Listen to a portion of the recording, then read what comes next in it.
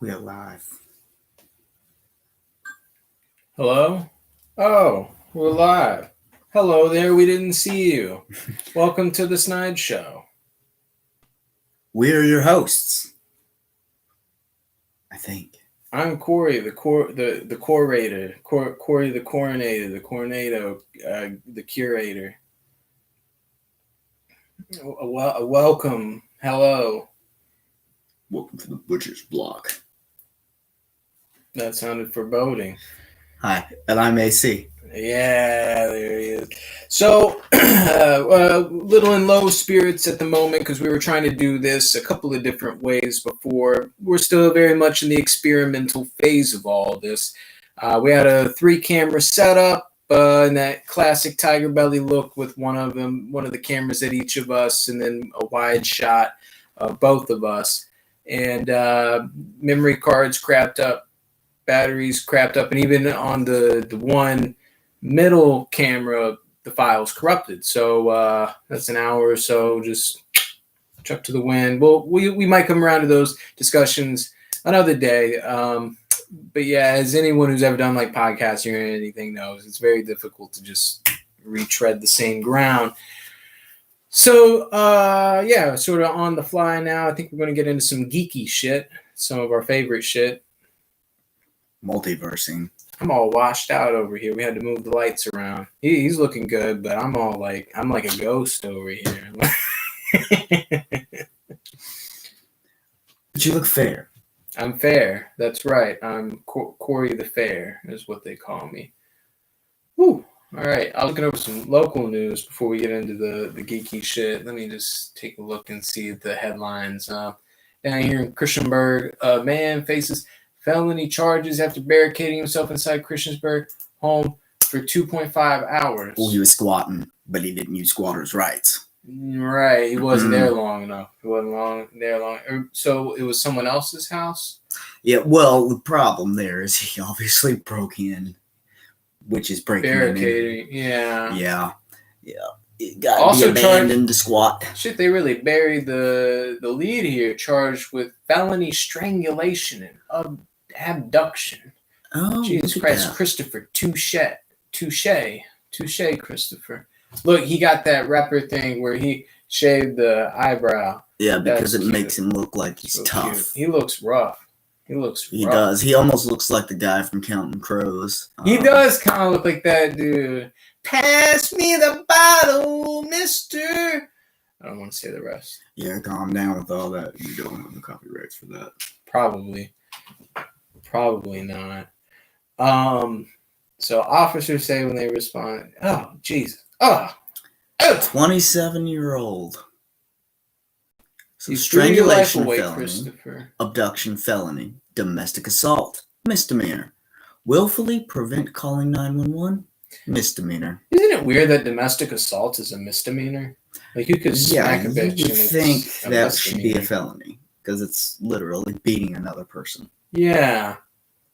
And how do you draw the line between like assault and like intention to kill? Because it's like, yeah, it's a very fine line. But then again, a lot of everything now is a very fine line. Fine lines.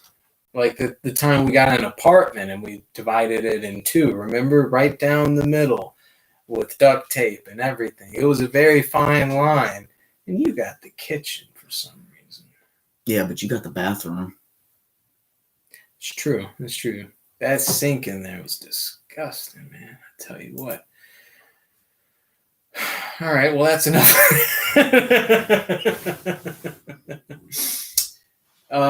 So you said you wanted to talk multiverse.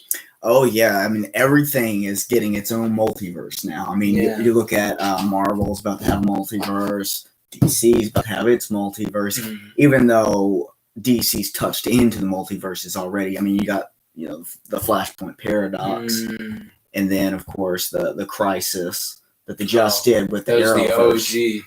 Yeah, and they're going to be doing the Crisis within the movie universe as well. Oh, right. Probably mixing them all up because the Infinite Crisis goes back to the 80s, and Batman Year One kind of started everything back over, and they took the more modern age look at everything rather than like Silver and Golden Age.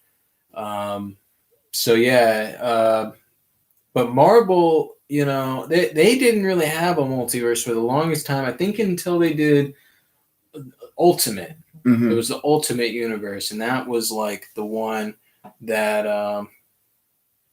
really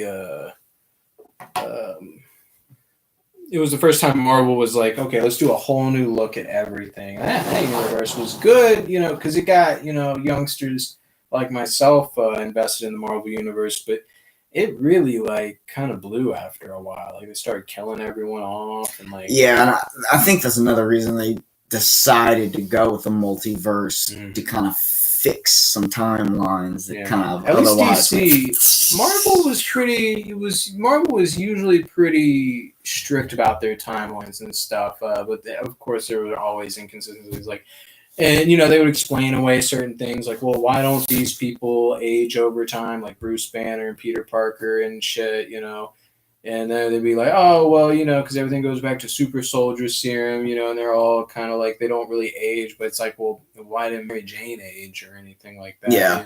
It's like, so,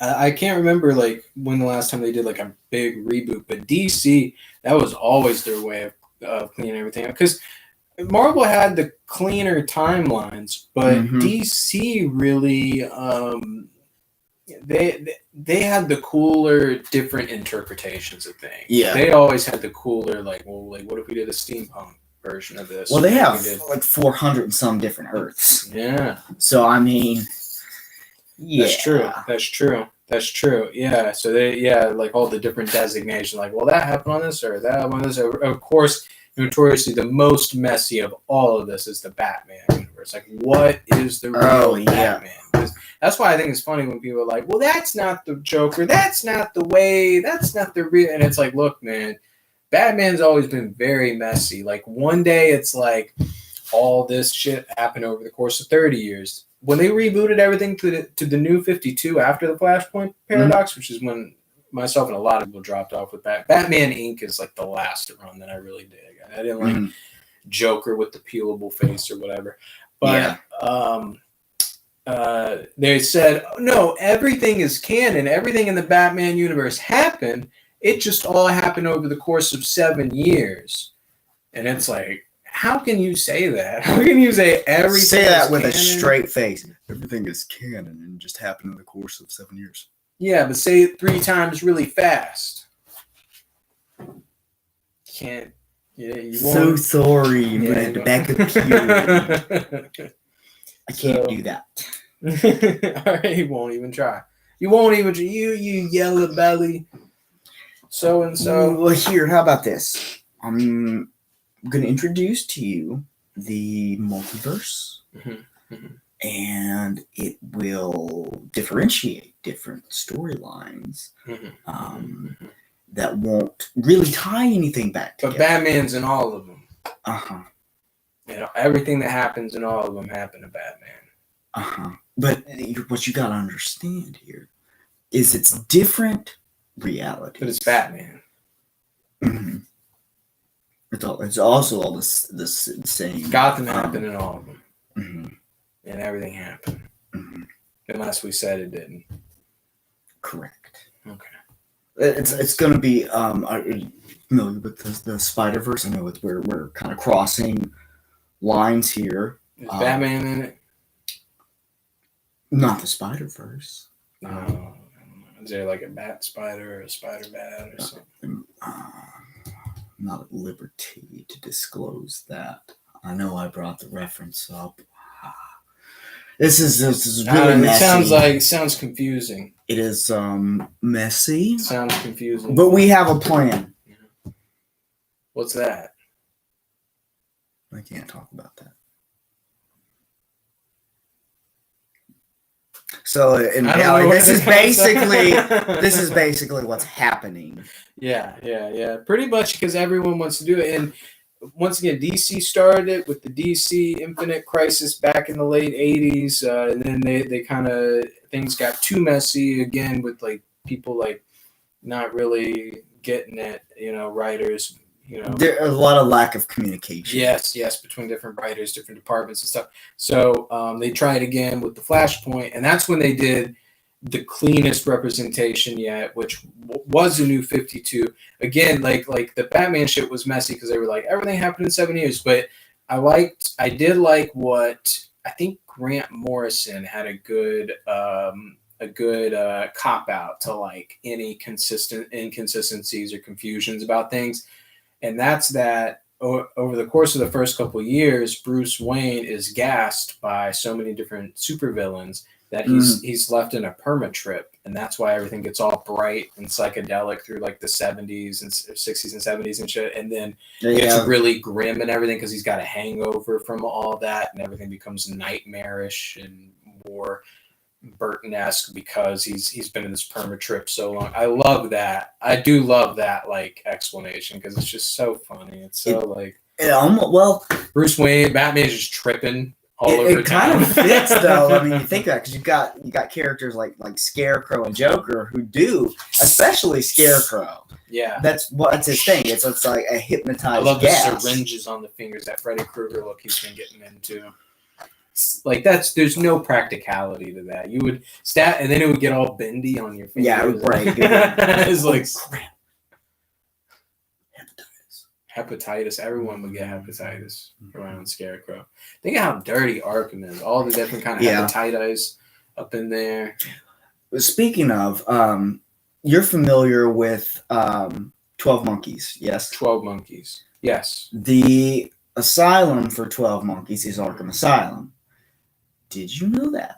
I actually did not know I don't think a lot of people. I didn't realize that until I went back and I started watching the series that they came out with for 12 Monkeys. Yeah.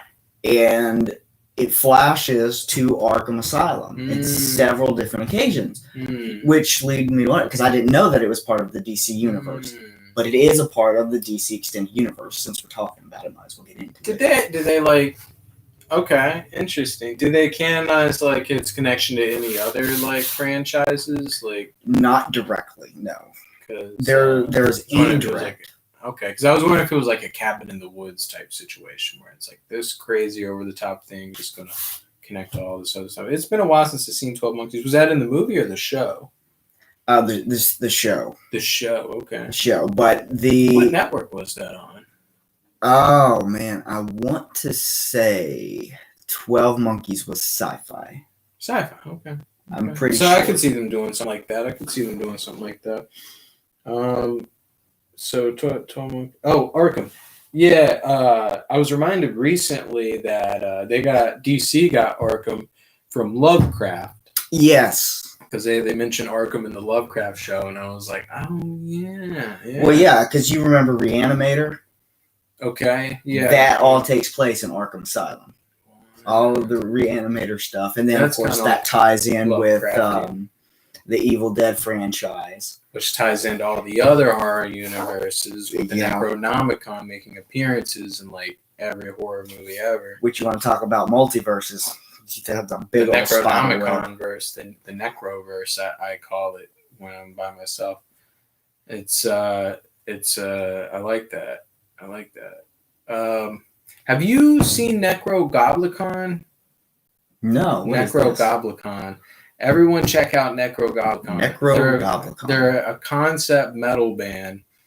Oh yeah, okay. They have a goblin. Right. They have a real goblin that like goes to their shows with them and like is in their music videos. It's a legit goblin, and the goblin has like a talk show on YouTube. Check it out, Necrogoblicon. Necrogoblikon.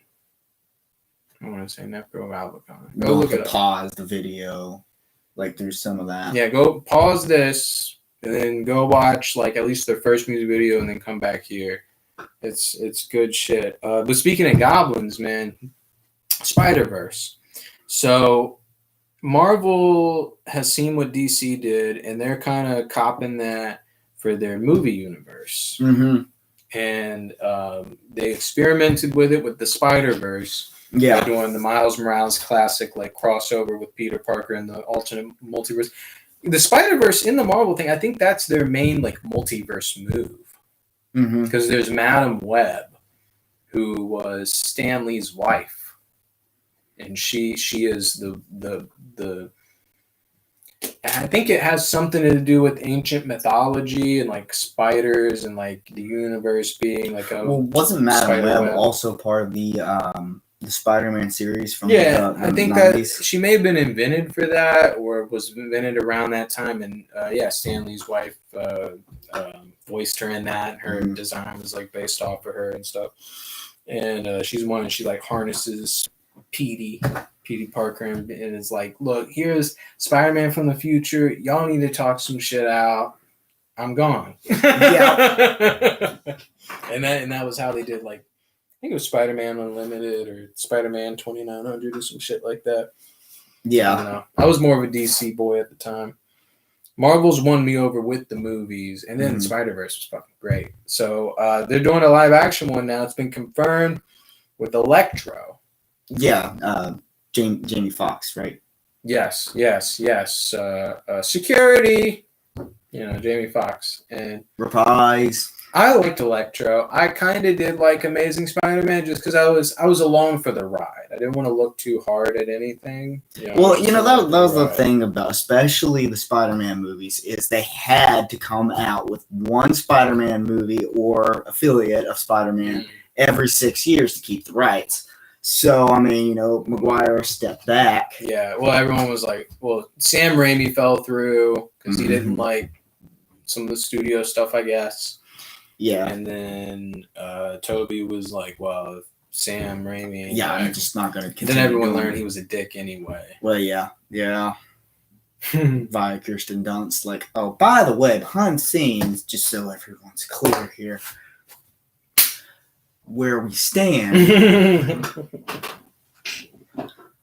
And then, of course, you had Garfield. He was the one that stepped in to fill that void. And they were like, well, let's do Spider-Man in college. And they were going to kind of be like a continuation. I mean, I had Dr. Connors, the Lizard Man. He was kind of, because I think Dr. Connors was from the previous Spider-Man movies or something. I think the same actor played him. Not 100%. But what got me on that was how I didn't like how they casted Willem Dafoe, right? Notorious Goblin lookalike. Everyone always said Willem Dafoe, he looks like a goblin. That's why he was almost Joker. Because they were like, he's got that. Which I've heard a lot of fodder. I'm not sure how much of it's actually going to stick. But they would like for him to come in and play a version of the Joker. But that'd be cool. Of course, there's the conflict between Marvel and DC, but he's not part of the Marvel cinematic. Yeah, he's not. He is not contracted. He's not contracted, and like motherfuckers have done it anyway. Someone recently made the jump. I can't remember who. Well, Iron Man, Robert Downey Jr. What did he do in DC? He's running. He's actually going to start franchising a whole different thing from what's already been put out there. And he's not actually acting in it. This is his loophole. He's not actually acting in it. He is going to write and produce. He's going to write and produce instead. That's insane. But it's going to be a series, not just one standalone movie or. I'd like to see him do Booster Gold. Booster Gold. Something Moose is what he's working on. I don't know nothing about no Moose. I don't know nothing. Yeah, no, it's more obscure DC, and he just wants to bring it on up into the limelight. But if I'm not mistaken, I believe him and his wife are both working on it. Yeah, I'd like to see, I don't know, him do something with DC, and I would like Booster Gold, but I don't know. With DC, we're gonna have to do. They got a lot of splaining to do. To do, and supposedly they're gonna do that with what is it? With the new multiverse? Yeah, they're debuting it with Flash. Yeah, Flash. Supposedly all the Batmans are back, and they're going to fix all that because that's always been their biggest. Yeah, that's the one thing they really need to get in line. Yeah, because I mean the Superman shit, it's easy to see these are different universes with with Ben Affleck. He was like, you know, some were saying, "Oh, this is a continuation of the Schumacher version," and some people were like, "Oh no, it's its own thing." And well, it's got to be a continuation of something, considering he's already established as old. Batman. He's old. They did fucking Batman Returns for the millionth time. Yeah, and so I think it would make sense for it to be a continuation of that, because it's always been different actors, and like the Robin that he had lost could be that Robin, the Chris McDonald, and the fact that he's staying in that other place, and Wayne Manor burned down. He said Wayne Manor burned down, which seems to be, there's a lot of multiverse stuff where it's like some of the same events happen throughout different universes. Bruce Wayne's mansion always gets fucked up. It got fucked up in I think it was Batman Forever, I want to say. Yeah, I believe it was. Yeah. Yeah. And then it's like back in Batman, or maybe it was just the Batcave that got blown. No, I want to say the actual mansion. No, yeah, it was the mansion. Yeah, and then it's like burnt down. So it's like somehow fits into it. But then it's back mysteriously. Suddenly the mansion's back in Batman and Robin, but he's always getting his house burnt down, and there was that Riddler graffiti in the charred remains. But I didn't hate those shits. It's just they're so long. I don't even mind how serious they are. I don't mind the atheist stuff. I don't mind any of that. It's just, why do they gotta be 3 hours long? Why? Like, I don't. You gotta really want to inject yourself into it. Yeah, and it's like I can't put it on in the background. Like, it's not a background movie. Yeah. And it's like, so I'm just gonna, like, I like rewatching things, and it's like I've tried rewatching Batman vs Superman. I have the Ultimate Edition. It's great. I watched it once, and I try to turn it on like every 6 months or so, and it's just like an hour in, I'm just like, ugh. Like, I don't have 2 more hours of this. Like, an hour and a half, break it into 2 parts. Do a 2. That would have been better, yeah. Do a 2-part thing, man. Everyone does it. Well, now they're also going back and recutting the movie. Yeah. To do the original Snyder cut. Yeah, with Justice League. And that's what they need to do that with Batman vs Superman too. Make that part of it. Make that part of like the Snyder cut, and like, because apparently they're doing 1-hour episodes. Much easier. Much better. I can throw on an hour of that, throw on some Family Guy, go do the dishes. Yeah. Break it up, cut it up. I don't want to pause it and be like, well, I don't really want to go get started on something and come back. Yeah. Fuck it, I'm not even gonna start it now. Yeah, I'm not even gonna start. I'm just gonna watch a breakdown video or something, like, so that's, and I've tried watching Justice League, and I've tried 2 different times. One time I even rented it, and it just gave me anxiety, and I had to turn off, because some of the CGI wasn't finished. If you look closely enough at it, like, the layers are messed up. Like, there's one point when one of the mother boxes opens up on Themyscira, like, you can see the layers are off. Like, there are people in the foreground of the tractor beam who, like, should be behind it, and you look too, and I was just like, come on, guys, this is not good. Come on, guys. And I blame Joss Whedon for all that. I like what he did with the Marvel Universe, but apparently he, like, sabotaged that project. He just, when Zack Snyder stepped down for fucking unimaginable reasons, that was heartbreaking when I heard about that. But and Joss Whedon came in, like, apparently he just sabotaged it. He just came in and just ran amok. He didn't like, I don't know. And I hate that Jeff Johns was so much behind it.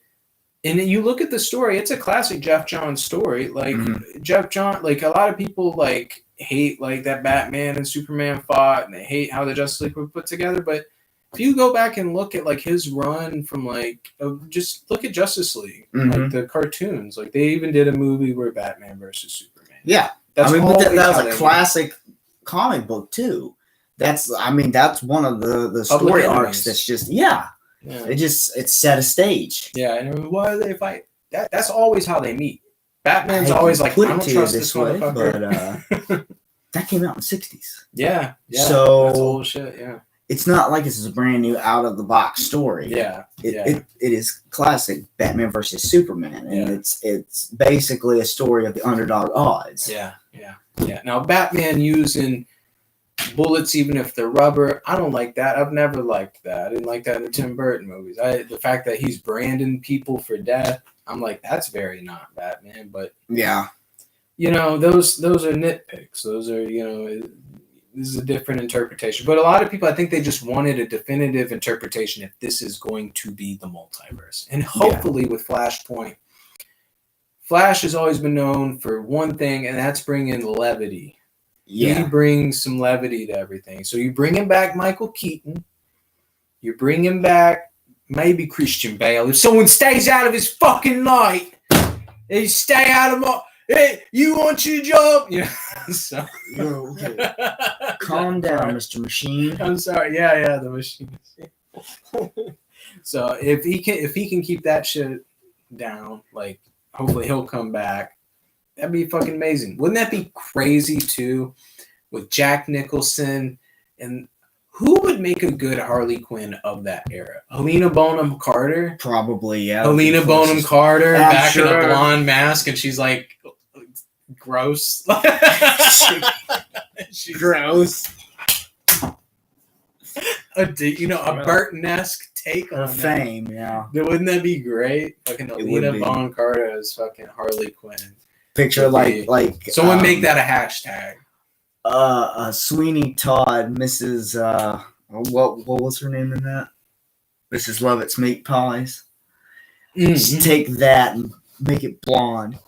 This is my version of Harley Quinn. Yeah. And for some reason, she's British. For some reason, she's always stop. She's not British. But could you just make it a little more American? I mean, you don't have to do the New Jersey thing. Kaylee Cuoco didn't do the New Jersey thing. Can you just... This is my Harley Quinn. She went to Stanford. I know you can do accents. Let's try. No. I'm Helena Quinn. Stop. That's who I would think would be awesome. Because if you're going to take some, sure, we want people returning, but we also want to see versions of ones we didn't get to see. That would fit, yeah. So that's one. Who do you think of a different style of Batman that they could bring back? Like if it's Bale style, if it's Keaton style, You mean as far as Batman or villain? Villains. Oh, well, let's think Clayface. Clayface. From which universe? Personally, I would like to see a Burton-esque Clayface. Clayface. So I'm thinking more like in the style of the Batman. You know what I'm saying? Okay. Was that version of Clayface pink, or was that... No, he was more like red Clayface. Red Clayface. See, yeah, make it like blood red, like crimson red. And he's and what's always interesting about Clayface is how the actor bleeds through to, because he's always a struggling actor of some sort. I like in the Harley Quinn show, he's like a Shakespearean actor for some reason, and he's over the top and way too good. Over the top. I know what I'm doing. Always overperforming. But the reason I would like to see a Clayface is because we got to see a kind of version of Sandman in the Spider-Man universe, right? Yeah. But I mean, you either when it comes to Batman, you either keep seeing repeats, or you get glimpses, like Scarecrow. Yeah, you saw him, but it was a glimpse. Yeah, it was not full blown Scarecrow. He's maybe in that movie for 8 minutes. Yeah, total. He's not really. I mean, if you look at the comics versus look at even the games. Oh, he's in it. Style. Yeah. I mean, I would love to see a nightmare-esque version of that. Yeah. But at the same time, I've seen that now. We've seen, but you don't really see a whole lot of characters like Clayface. Clayface, yeah. But he could be huge if you look at the animated series and the 3-part episode that they had with him was great. I would love to see that live action. Yeah. So he's a struggling actor. He's got to be like gothic, right? Because it's like so he's like a gothic, like struggling New York street actor. He's like, we see a scene of him. He's like performing on the corner or some shit. I like doing that. I like making up whole other movies, that could fit. Yeah. So like he's like, but that's I think that's part of the point of the multiverse is to kind of do that. You know who would have been perfect as a Burton Clayface? Robin Williams. Yeah. With the overacting and the character, and then when he what movie was it where he was like a street rat king, where he's like he's got the Hook? kids. No, he's like a street rat. And he's got like a crew of kids that he's trained to be like pickpockets and shit. Oh my god, what movie was that? Oh my god, you haven't seen that movie with Robin Williams? Robin Williams and he's like a dirty finger gloves and shit. Okay, well, do you remember him in Fisher King? Yeah. So how he looks all homeless and shit. Yeah. So he would look like that, but he's like a struggling actor, right? Okay, yeah. Throw a little Tommy Wiseau in there too, just a little bit of like he's got Dunning-Kruger. He doesn't know he's a bad actor, because that's always kind of a foil of it. Of like, in the animated series, he was like pissed off because he had to become like a TV actor or something, but he wanted to be a movie actor. Yeah, some bullshit like that. Of course, like, the animated series also had that noir feel. Yeah, the other thing. Noir. Very. So he was like 40s, 90s badass leather jacket kind of like pissy actor. Yeah. Oh my god, man. Now I'm like all excited about like what if like there was like a Burton movie with like Robin Williams as Clayface. It'd be amazing. Lena Bonham Carter. I'm sorry, I took over your fan pick there. Hey, but you know what? That's great because the banter. I mean, we could probably go on for hours and hours just off of style.